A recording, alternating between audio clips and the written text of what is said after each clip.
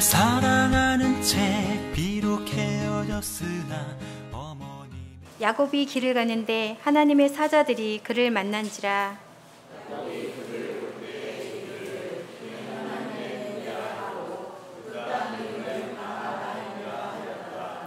야곱이 세일 땅 에돔들에 있는 형 에서에게로 자기보다 앞서 사자들을 보내며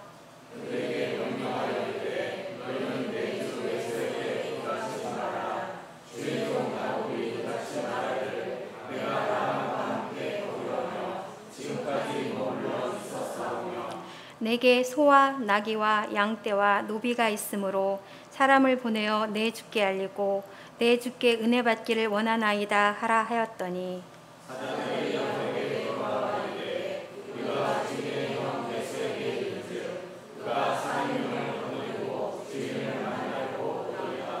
야곱이 심히 두렵고 답답하여 자기와 함께한 동행자와 양과 소와 낙타를 두 떼로 나누고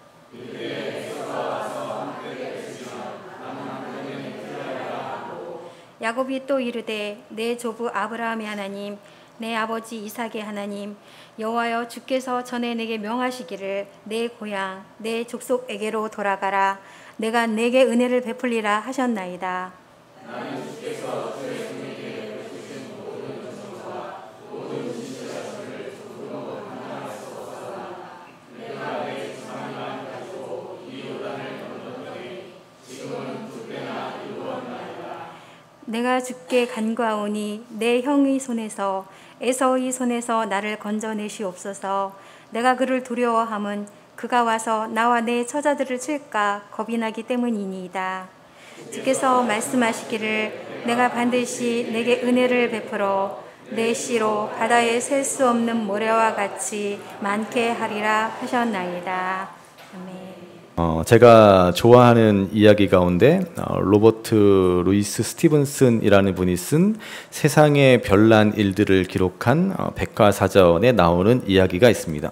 예전에도 한번 제가 말씀을 드렸는데요. 스코틀랜드에 함께 살던 노처녀 자매의 이야기입니다. 신앙생활을 열심히 했던 이 두 자매는 어느 날 우연히 삼위일체론에 관한 논쟁을 벌이다가 그만 크게 다툽니다. 마음이 상한 두 자매는 그들이 함께 살던 원룸 아파트에 선을 긋습니다. 침대도 반으로 나누어 선을 긋습니다.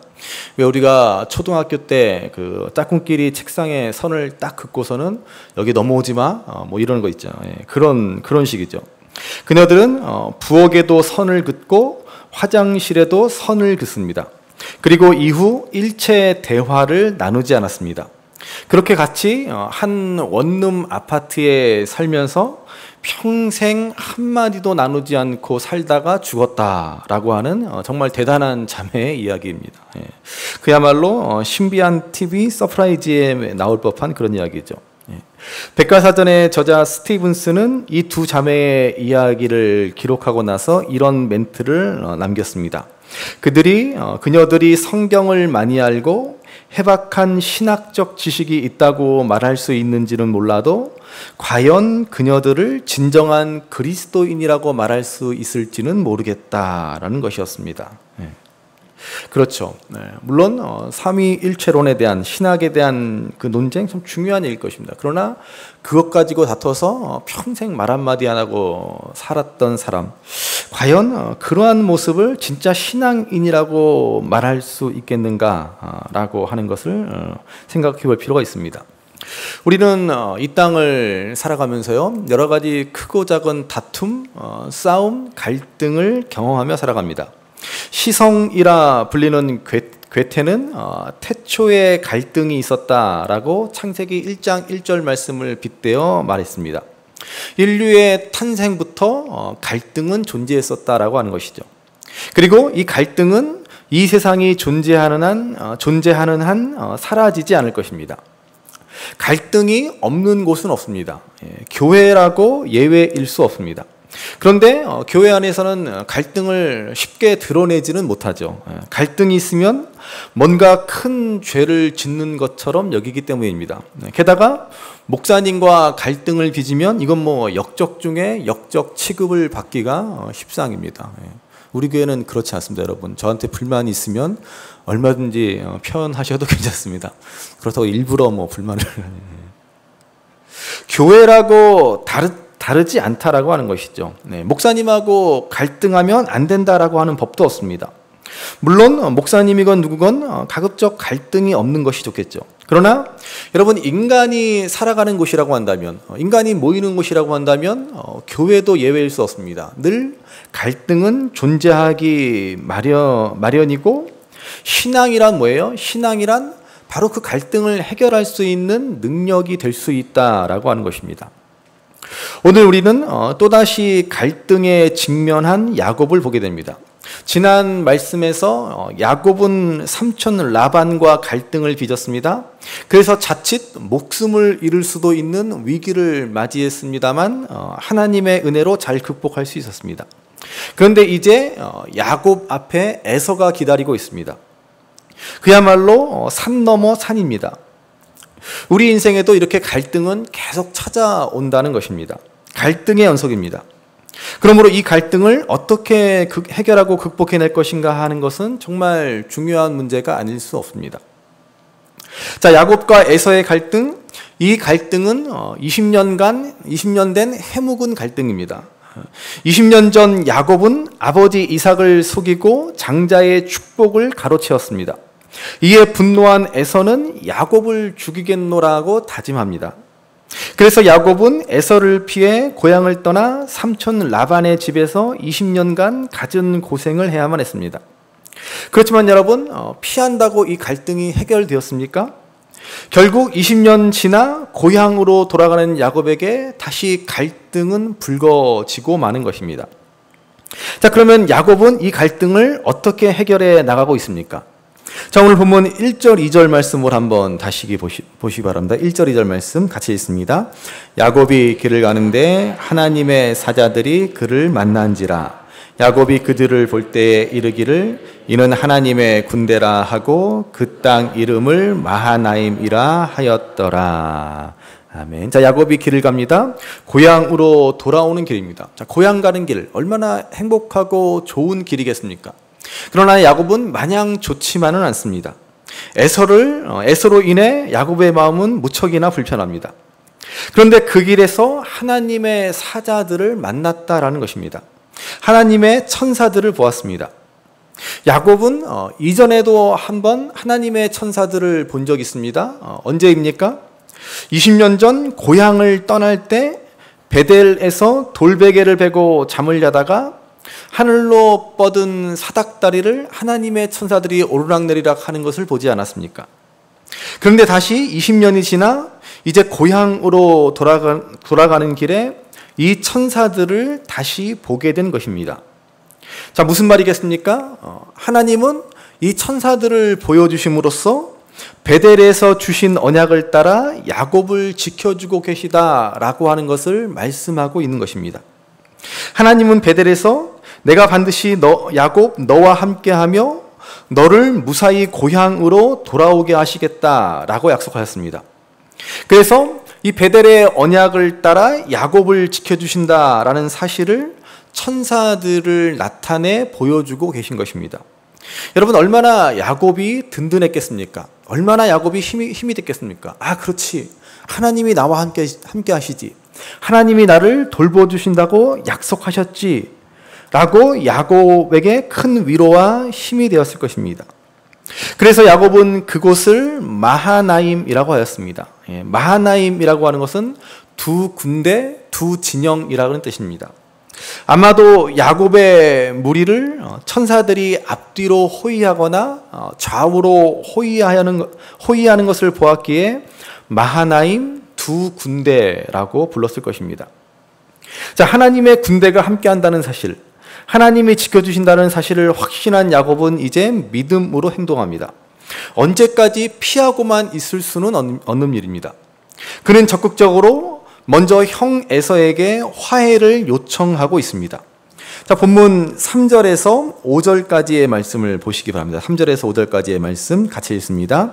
야곱이 세일 땅 에돔들에 있는 형 에서에게로 자기보다 앞서 사자들을 보내며 그들에게 명령하여 이르되 너희는 내 주 에서에게 이같이 말하라. 주의 종 야곱이 이같이 말하기를 내가 라반과 함께 거류하며 지금까지 머물러 있었사오며 내게 소와 나귀와 양떼와 노비가 있으므로 사람을 보내어 내 주께 알리고 내 주께 은혜 받기를 원하나이다 하라 하였더니.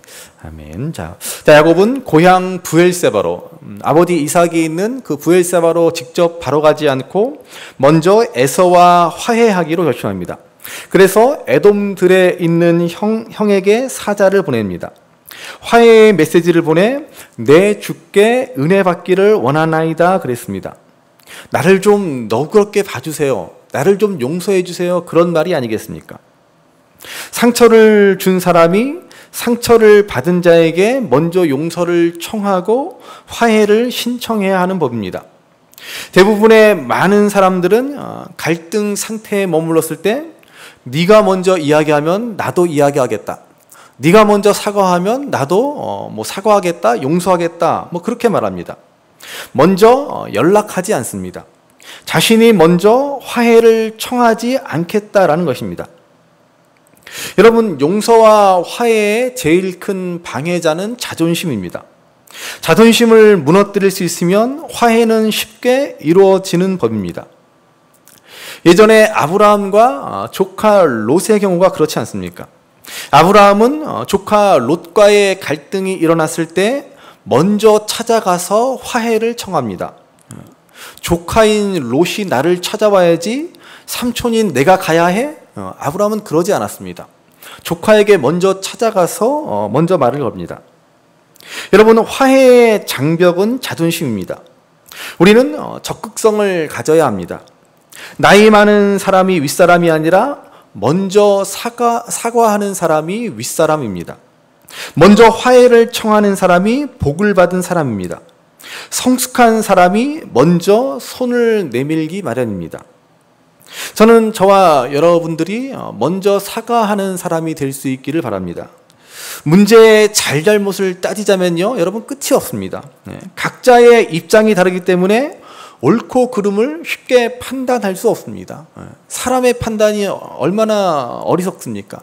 오직 옳고 그름을 정확하게 판단하실 이는 하나님밖에 없습니다. 그런데 우리는 각자 자기 입장만을 내세우며 자기의 옳음만을 주장합니다.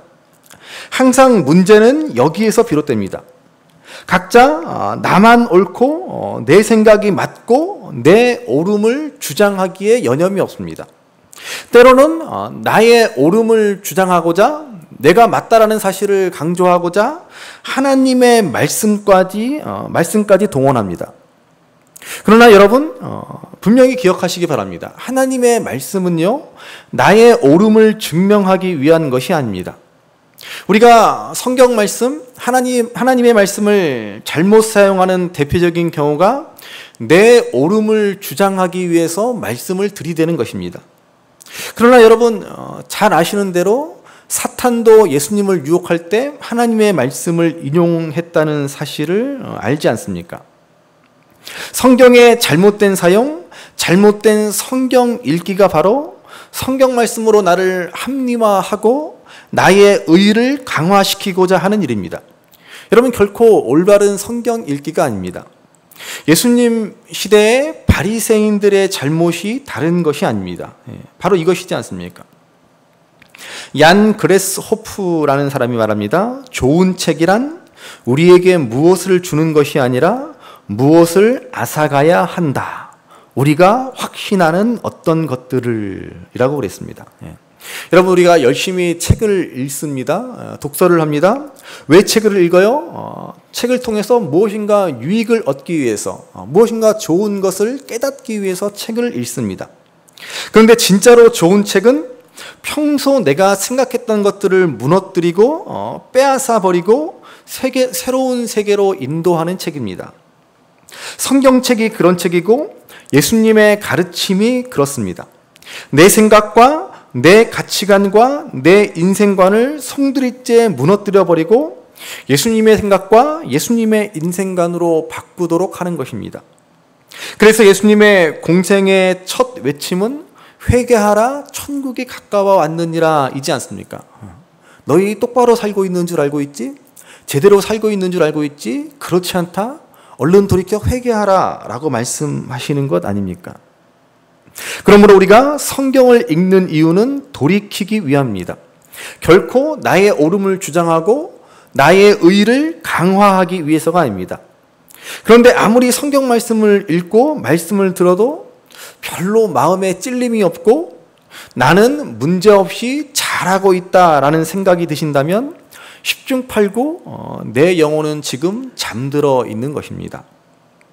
그러므로 여러분, 갈등 관계에 있을 때 말씀에 비추어 내 옳음만을 주장할 것이 아니라 정말 말씀에 비추어 내 부족함, 내 연약함을 바라볼 수 있어야 합니다.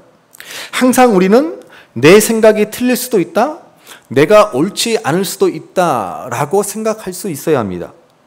이런 사람이 성숙한 사람이라고 제가 누누이 말씀을 드렸습니다. 저는 저와 여러분들이 내 옳음만을 주장하다가 갈등만 쌓아놓는 사람이 아니라 관계 회복에 초점을 맞추실 수 있기를 바랍니다. 물론 관계 회복을 한답시고 관계 회복을 중시해서 불의와 타협하고 그냥 좋은 게 좋은 거지 하면서 불의에 눈 감고 적당히 넘어가라는 말씀은 아닙니다. 그렇지만은 여러분, 대부분의 인간관계에서 옳고 그름을 판단하기란 불가능합니다. 서로의 입장이 다릅니다. 이 사람 말을 들으면 이 사람 말이 맞고 저 사람 말을 들으면 저 사람 말이 맞습니다. 그러면 누가 옳은 사람입니까? 어떻게 우리가 옳은 사람을 알 수 있습니까? 사랑으로 먼저 손을 내미는 사람이 옳은 사람입니다. 먼저 화해의 악수를 청하는 사람이 올바른 사람입니다. 야곱은 에서와의 문제에 있어서 머뭇거리지 않고 종을 보내 화해의 메시지를 전했습니다. 그가 사자를 통해 전한 말을 보면 에서를 향해서 내 주라고 말할 정도로 깍듯한 예우를 갖춥니다. 여러분 아시는 대로 야곱과 에서는 쌍둥이 형제입니다. 쌍둥이 형제끼리 형 동생 따지며 깍듯하게 대우하는 사람이 어디 있습니까? 그런데 야곱은 지금 최대한의 예우를 갖추고 있습니다. 여러분, 대부분의 인간관계의 갈등은 교만에서 비롯됩니다. 하나님은 교만한 자는 물리치시고 겸손한 자에게는 은혜를 더하신다라고 말씀하시지 않습니까?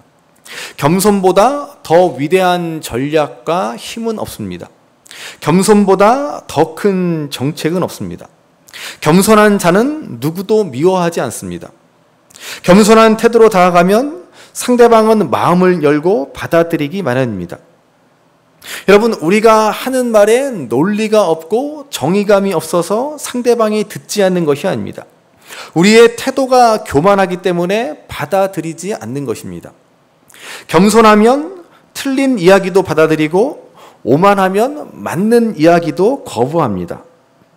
화해자가 되려면 거칠고 오만하며 명령하듯 하지 말아야 합니다. 다른 사람 위에 서서 말하지 말아야 합니다. 겸손하게 말하는 데서부터 화해는 시작됩니다. 또 오늘 재밌는 것은 야곱은 사신을 보내면서 자신에게 재산이 충분히 있다라는 말을 합니다. 이러한 말을 하는 이유는 지금 야곱이 에서에게 신세를 지러가는 것이 아님을 밝히는 것입니다. 자기가 지금 뭔가 아쉬워서 에서에게 화해를 요청하는 것이 아니다라는 것입니다. 화해는 순수해야 합니다. 조건 없이 풀어야 합니다. 그런데 우리는 화해를 하자면서 이런저런 조건을 내세우고 용서를 한다면서 단서 조항을 달기 때문에 진정한 화해와 용서가 쉽게 되지 않는 것입니다. 자, 계속해서 6절 말씀해 보시면 에서를 만나고 돌아온 종들이 이제 야곱에게 이렇게 보고합니다. 6절 말씀 보시기 바랍니다. 6절 같이 읽습니다. 사자들이 야곱에게 돌아와 이르되 우리가 주인의 형 에서에게 이른즉 그가 400명을 거느리고 주인을 만나려고 오더이다. 자, 종들의 말에 400명이라는 말이 야곱의 귀를 때립니다. 400명? 야곱의 귀에 들어오는 것은 이 400명이라는 단어밖에 없습니다. 얼마나 놀랐는지 더 이상 자세한 건 물어보지도 않습니다. 그냥 400명이라는 말에 가슴이 철렁 내려앉습니다. 야곱은 마하나임 하나님의 군대를 보았습니다. 그리고 적극적으로 에서와 화해하고자 했습니다. 그런데 이 400명이라는 말에 그의 믿음이 쪼그라들고 말았습니다. 그래서 어떻게 합니까? 7절 말씀 보십시오. 7절 같이 읽습니다. 야곱이 심히 두렵고 답답하여 자기와 함께한 동행자와 양과 소와 낙타를 두 떼로 나누고. 야곱은 두렵고 답답함에 쌓이게 됩니다. 하나님의 군대를 만난 그 믿음은 온데간데였습니다. 400명이라는 숫자에 혼비백산했습니다. 여러분, 믿음이 없으면 우리는 숫자에 사로잡히게 됩니다. 여러분, 우리가 살아가는 이 세상은 소위 숫자로 모든 것을 말하는 세상이지 않습니까? 그래서 소위 숫자 노름이라고 말합니다. 숫자를 가지고 모든 일을 처리하는 세상을 우리는 살아가고 있습니다. 지지율이 얼마냐? 조회수가 얼마냐? 좋아요, 구독수가 얼마냐? 투표율이 얼마냐? 경제 성장률이 얼마냐? 온통 숫자로 모든 것을 이야기합니다. 숫자에 울고 숫자에 우는 세상을 우리가 살아가고 있습니다. 목사님들도 교인 숫자가 얼마냐에 따라서 어깨가 펴지기도 하고 처지기도 합니다. 여러분, 저는 원래 어깨가 좀 처진 편이니까 오해하지 마시기 바랍니다. 제가 교인 숫자 적다고 어깨가 처진 게 아니라 원래 어깨가 좀 처졌습니다. 오해하지 마시고. 여러분, 신앙은 숫자로부터 자유하게 하는 능력이라는 사실을 기억하시기 바랍니다. 하나님은 아브라함 한 사람을 불러서 그 단 한 사람으로 온 세상의 구원을 시작하시지 않았습니까? 하나님은 기드온에게 300명의 용사만 부르도록 하십니다. 미디안과의 전쟁을 위해서 총 32,000명의 군사가 모였는데 하나님 하시는 말씀이 너무 많다는 것입니다. 그래서 다 돌려보내고 300명만 데리고 미디안의 대군을 격파하십니다. 왜 그렇게 하도록 하십니까? 이스라엘이 자기 힘 가지고 미디안을 이겼다라고 하실까봐 그러십니다. 한마디로 숫자를 믿지 말고 하나님을 믿으라는 말입니다. 또 다윗이 이스라엘을 통일하고 나라가 부강해지니까 어떻게 합니까? 다윗은 군인 숫자를 헤아려 봅니다. 지금도 그렇지만 예나 지금이나 군인 숫자는 군사력을 말하지 않습니까? 그렇게 군인 숫자를 헤아렸다가 다윗은 하나님께 야단을 맞지 않습니까? 여러분, 하나님은 우리가 숫자를 의지하고 숫자에 묶이지 않도록 하신다는 것을 기억하시기 바랍니다. 그렇다고 숫자나 통계를 통째로 무시하고 살아라라는 이런 이야기는 아닙니다. 그렇지만은 숫자가 우리 믿음의 근거가 아니라는 것입니다. 숫자를 가지고 안심하거나 반대로 숫자로 인해서 낙심하지 말라는 말입니다. 숫자 노름에 빠지지 말아야 합니다. 얼마나 조작된 숫자가 많고 또 기준에 따라서 얼마나 달라지는 통계가 많은지 모릅니다. 하나님은 우리에게 숫자에 연연해하지 않는 믿음을 요구하고 계시는 것입니다. 그래서 시편 3편 6절에 보시면 다윗은 이렇게 고백합니다. 우리 한번 시편 3편 6절 같이 한번 읽겠습니다. 천만인이 나를 에워싸 진친다 하여도 나는 두려워하지 아니하리이다. 아멘. 여러분, 다윗의 믿음을 엿볼 수 있는 고백이지 않습니까? 저는 저와 여러분들이 이러한 믿음을 소유할 수 있기를 바랍니다. 숫자에 연연해하지 마시고 숫자에 일희일비하지 않으시기를 바랍니다. 교회당에 사람이 차고 넘치는 것이 중요한 것이 아니라, 여러분, 오늘 이 시대에는 정말로 진실한 믿음을 가진 그 한 사람, 그 단 한 사람이 필요한 시대이지 않습니까? 진실한 믿음 가운데 세워진 교회가 단 한 교회라도 절실한 시대를 우리가 살아가고 있지 않습니까? 에스겔 22장 30절 말씀을 보시기 바랍니다. 제가 참 좋아하는 말씀인데요. 에스겔 22장 30절 말씀 같이 읽어보시겠습니다. 이 땅을 위하여 성을 쌓으며 성 무너진 데를 막아서서 나로 하여금 멸하지 못하게 할 사람을 내가 그 가운데서 찾다가 찾지 못함으로. 자, 하나님이 지금 한 사람을 찾고 계십니다. 죄악으로 무너져가는 예루살렘이 멸망하지 않도록 막아설 수 있는 의인, 그 단 한 사람. 바로 그 한 사람이 있으면 심판하지 않으시겠다라는 것입니다. 하나님의 구원은 숫자의 많고 적음에 있지 않습니다. 단 한 사람이라도 하나님을 올바로 경외하는 그 한 사람이 있다면 그를 통해 하나님의 구원의 역사가 나타납니다. 저는 저와 여러분들이 바로 이런 한 사람이 될 수 있기를 바랍니다.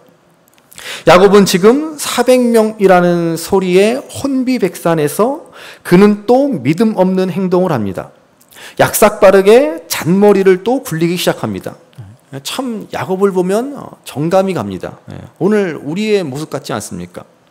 하나님이 그렇게 은혜 주시고 믿음 주셨는데 하나님의 군대까지 보여주셨는데 그 믿음은 온데간데 없고 어떻게 행동합니까? 7절 8절에 보시면 자신의 가축대를 두 떼로 나눕니다. 에서가 한 떼를 공격하면 남은 한 떼는 피신하도록 하겠다라는 것입니다. 나중에는 이걸 다시 넷으로 나눕니다. 참 야곱은 어쩌면 우리랑 이렇게 똑같은지 모르겠습니다. 그래서 여러분 야곱을 보면 위로가 되지 않습니까? 야곱처럼 연약한 인생도 하나님의 은혜가 있음을 보게 되는 것입니다. 자, 오늘 9절 말씀을 보십니다. 계속해서 9절 말씀 같이 읽습니다. 야곱이 또 이르되 내 조부 아브라함의 하나님 내 아버지 이삭의 하나님 여호와여 주께서 전에 내게 명령하시기를 내 고향 내 족속에게로 돌아가라 내가 내게 은혜를 베풀리라 하셨나이다. 아멘. 야곱은 자기가 할 수 있는 방법을 다 강구해 보았습니다. 그러나 안심이 됩니까? 안심이 될 리가 없지 않습니까? 그래서 그는 이런 위급한 상황에 닥쳐서야 비로소 하나님께 진지하게 기도하고 있습니다. 여러분, 사람은 급하면 하나님을 찾습니다. 전에도 말씀드렸지만은 사람은 꼭 위기가 닥쳐야 하나님을 찾습니다. 진작에 알아서 미리미리 하나님을 찾으면 얼마나 좋습니까? 그렇지만 사람은 자기 힘으로 어떻게 할 수 없는 그 한계점에 다다라야 그제서야 하나님을 전심으로 찾는다라는 것입니다. 그래서 하나님은 자꾸 우리를 절망하게 하십니다. 아니, 사실은 하나님이 우리를 절망하게 하는 것이 아니라 우리 스스로 절망의 나락으로 빠져 들어가는 것입니다. 미리미리 하나님을 의지했더라면 좋았을 텐데, 그러면 하나님이 진작에 도우실 텐데 꼭 끝까지 갈 때까지 가서야 벼랑 끝에 서서야 그제서야 우리는 하나님을 찾는 것입니다. 그나마 그때라도 하나님을 찾으면 다행입니다. 정말 어리석은 사람은 끝까지 하나님을 안 찾습니다. 정말로 교만하고 어리석은 사람입니다. 야곱은 그래도 그나마 다행히 기도를 시작합니다. 먼저 야곱은 하나님의 약속을 상기합니다. 하나님이 나를 내 고향, 내 족속에게로 돌아가도록 은혜를 베푼다라고 하시지 않았습니까? 하는 것입니다. 정말 야곱은 참 약은 사람입니다. 하나님의 약점을 정확하게 알고 있습니다. 하나님은 자신이 하신 말씀에 꼼짝 못하시는 분이십니다. 그러니 하나님의 약속을 붙잡고 드리는 기도는 가장 강력한 기도가 됩니다. 12절 말씀에도 보시면 야곱은 하나님의 약속을 붙잡고 기도하고 있습니다. 여러분, 오늘 이 야곱의 기도는 가장 힘 있는 기도라는 사실을 기억하시기 바랍니다. 하나님의 약속을 기억하고 그 약속을 따라 기도하는 것입니다. 그러면 우리 하나님은 그 기도에 반드시 응답하십니다. 그런데 문제는 무엇입니까? 오늘 우리도 이렇게 하나님의 약속을 붙들고 요구하고 기도하고 싶어도 성경을 읽지 않으니까 하나님의 약속이 무엇인지 모르고 그 정확한 의미를 깨닫지 못하니 약속을 붙들고 기도할 수가 없다는 것입니다. 여러분, 그래서 성경을 많이 읽고 기도하셔야 합니다. 성경에는 수많은 하나님의 약속이 있습니다. 그 약속의 말씀을 붙들고 기도하면 그 말씀이 저와 여러분들에게 주신 약속이 될 줄로 믿으시기를 바랍니다. 다음으로 야곱은 하나님의 은혜를 기억하며 기도합니다. 10절 말씀해 보시면 하나님이 하신 일을 야곱은 고백합니다. 야곱은 지팡이만 가지고 집을 떠나 라반에게로 갔습니다. 하지만 지금은 크게 번성했습니다. 그래서 하나님이 하신 일입니다. 이렇게 하나님의 은혜를 기억하며 기도합니다. 여러분, 하나님은 이렇게 은혜를 잊지 않는 겸손한 자의 기도를 물리치지 않으십니다. 그리고 겸손한 자에게 또다시 은혜를 베푸십니다. 그러므로 하나님이 나에게 주신 은혜를 기억하고 겸손히 하나님께 기도하시기 바랍니다. 그러면 하나님은 반드시 더 큰 은혜로 함께 하십니다. 그리고 세 번째로 야곱은 단순하고 솔직한 기도를 하고 있습니다. 11절 말씀 보시면 야곱은 단도직입적으로 하나님께 간구합니다. 하나님 도와주세요. 하나님 살려주세요. 라고 하는 기도입니다. 여러분, 물에 빠진 사람이 온 천하 만물을 지으시고 지금도 살아 역사하시는 하나님 살려주세요. 그렇게 기도하는 사람이 어디 있습니까? 그렇죠? 그냥 외마디 살려주세요. 라고 하지 않습니까? 지금 야곱의 심정이 그렇습니다. 단도직입적으로 하나님 살려주세요. 처자식만이라도 살려주세요. 라고 기도하는 것입니다. 여러분, 이런 솔직하고 단순한 기도, 이것보다 더 좋은 기도는 없습니다. 이처럼 야곱은 가장 힘있는 기도를 드립니다. 우리는 이런 야곱을 통해서 갈등을 극복할 수 있는 가장 큰 힘은 기도에 있음을 기억해야 합니다. 여러분, 우리가 쌓아놓은 분노, 그 갈등을 우리 스스로의 힘으로는 도저히 해결할 능력이 없습니다. 그래서 우리는 기도해야 합니다. 하나님, 우리가 저 사람과 화해할 수 있도록 도와주옵소서라고 간구해야 하는 것입니다. 저는 예수님의 가르침 가운데 가장 어려운 가르침 가운데 하나가 바로 용서라고 생각합니다. 누군가 죽기보다 어려운 용서라고 했는데 정말 그렇습니다. 누군가를 용서한다라고 하는 것은 너무나 힘든 일입니다. 내가 죽어야만 비로소 할 수 있는 일입니다. 그래서 우리는 기도해야 합니다. 내 힘으로는 할 수 있는 일이 아니기 때문에 그렇습니다. 그렇기 때문에 예수님은 주기도문을 가르쳐 주시면서 용서에 대해 기도하라라고 하시지 않았습니까? 우리가 우리에게 잘못한 모든 사람을 용서하여 준 것 같이 우리 죄를 용서하여 주옵소서라고 기도하라고 하셨습니다. 예수님은 용서를 가르치시고 십자가에서 친히 용서를 보여주시고 그 용서를 이루어 주셨습니다. 그리고 용서의 실천을 위해 기도하라라고 하셨습니다. 왜 기도하라고 하십니까? 용서는 인간의 힘으로, 인간의 의지로는 불가능하기 때문입니다. 용서는 하나님의 도움으로만 가능합니다. 그러므로 우리는 용서를 위해 기도해야 합니다.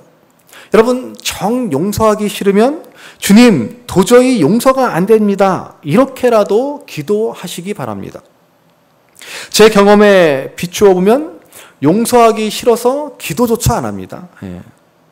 용서할 수 있도록 해주세요 라고 기도하기도 싫습니다. 여러분, 다 동일한 경험을 하시지 않습니까? 그렇죠? 우리도 용서해야 될 것을 알면서도 용서하기 싫으니까 기도도 하지 않지 않습니까? 여러분, 이 죽기보다 어려운 용서에 성공한 사람들은 먼저 용서의 기도에 성공한 사람들이라는 사실을 기억하시기 바랍니다. 그러므로 당장 용서는 못하더라도 용서하고 싶은 마음은 없을지라도 용서할 수 있게 해달라고 기도하시기 바랍니다. 용서의 기도조차 포기하지 마시기 바랍니다. 그러면 용서할 수 있는 능력을 반드시 주실 것입니다. 그러므로 오늘 모든 인생의 갈등 속에서 우리는 먼저 하나님을 바라보아야 합니다. 하나님을 의지하시기 바랍니다. 겸손히 먼저 손 내미는 삶, 먼저 화해를 청하는 삶이 될 수 있게 해달라고 기도하시기 바랍니다. 화평케 하는 자는 복이 있나니 하나님의 아들이라 일컬음을 받을 것이며 라고 주님은 말씀하시지 않았습니까? 화평케 하는 자, 그 사람이 하나님의 자녀입니다. 화평은 믿음의 능력입니다. 신앙은 화평케 하는 것입니다. 그러므로 야곱과 같은 심정으로 기도하여 화해와 용서의 길로 나아가 화평케 하는 하나님의 자녀로서 당당하게 이 세상을 믿음으로 승리하는 삶을 살아갈 수 있는 저와 여러분들 되시기를 주님의 이름으로 간절히 바랍니다. 귀하다 우리 어머님이 들려주시던 재미있게 듣던 말이 책 중에 있으니 이 성경 심히 사랑합니다.